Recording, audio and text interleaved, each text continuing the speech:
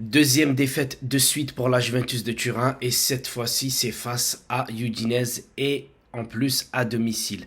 La Juventus qui lâche encore des points face à l'Inter de Milan et qui voit l'AC Milan revenir à un point qui est troisième. Donc du coup les amis, cette désillusion de cette Juventus de Turin face à Udinese, eh ben, ça renforce encore plus l'envie de voir Allegri dégager de ce banc de touche. Et en plus, les amis, ce soir est l'égal Marcello Lippi, autant que entraîneur de la Juventus de Turin, le deuxième le plus capé, je crois 404 apparitions sur le banc de touche. Et en plus, tu vois, Lippi, c'était un grand champion, etc. Il n'y a rien à dire là-dessus. Et aujourd'hui, avec cette défaite-là, reflète, mais gravement reflète l'image de la Juventus sous Massimiliano Allegri. Et en plus de ça, il te fait jouer Alexandro, arrière gauche ou défenseur gauche avec une défense à 3. Et lui également, il égale David Trezeguet. Autant que premier, je crois, étranger avec le plus d'apparitions sous le maillot de la Juventus. Et ça me dégoûte. Et ça me dégoûte. Ça me dégoûte.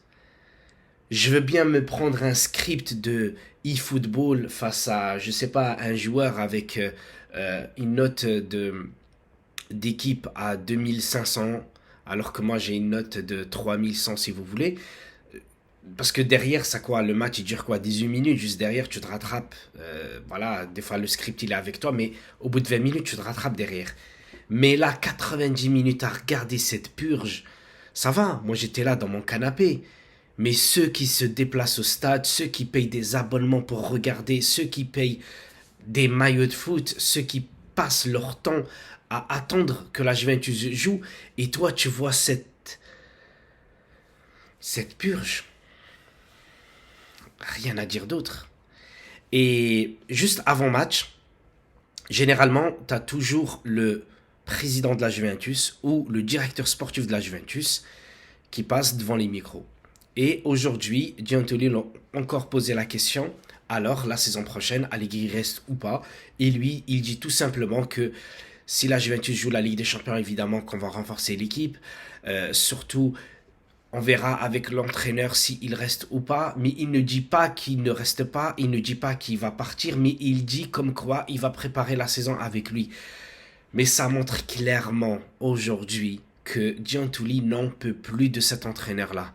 Et on le sait par des journalistes professionnels que lorsqu'un président arrive dans un club, automatiquement c'est lui, enfin le directeur sportif pardon, dès qu'il arrive dans un club, c'est lui qui choisit son entraîneur. Parce que s'il choisit un entraîneur et que cet entraîneur-là est mauvais, et puis il choisit un autre qui est mauvais, il choisit un autre qui est mauvais, et bien lui il va dégager.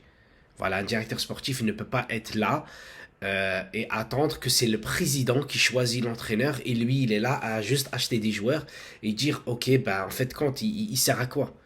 Il sert à quoi? Donc on voit clairement que dans ce mercato d'hiver on a acheté 3 ou 4 joueurs et les 3 ou 4 joueurs ce sont tous des jeunes de 19 ans, moyenne d'âge de 19 ans. Donc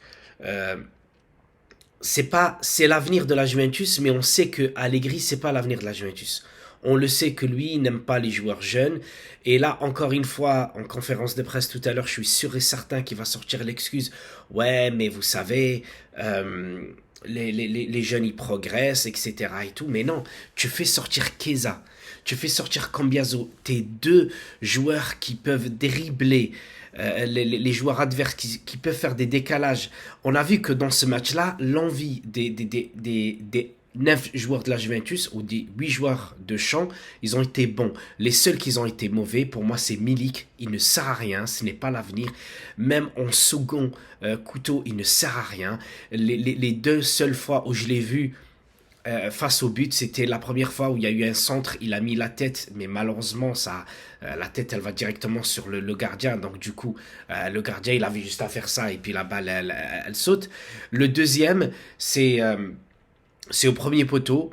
Je ne sais plus qui lui a centré. Il met le pied droit. Le ballon, Logiquement, il devait y aller droit au but. Et ça aurait dû être but. Malheureusement, qu'est-ce qui s'est passé, les amis? C'est les deux défenseurs qui glissent, les deux défenseurs qui font un ping-pong avec le ballon, avec les mains, bah vous savez, hein, et du coup, l'arbitre, il ne revient pas pour voir la VAR, etc. Ensuite, il y a eu un corner où Chiesa qui le tire, mais le ballon sort, et après il rentre, et là, ça touche un joueur de la Juventus, le joueur de la Juventus la donne à Milik, Milik il met la tête, ça fait égalisation, sauf que là, la VAR elle fonctionne, et là on revient, et heureusement, je veux dire heureusement, parce que là on a bien vu que le ballon était clairement sorti.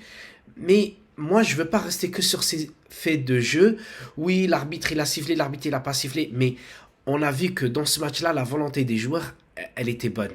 L'envie des joueurs pour se donner à fond, ils étaient là.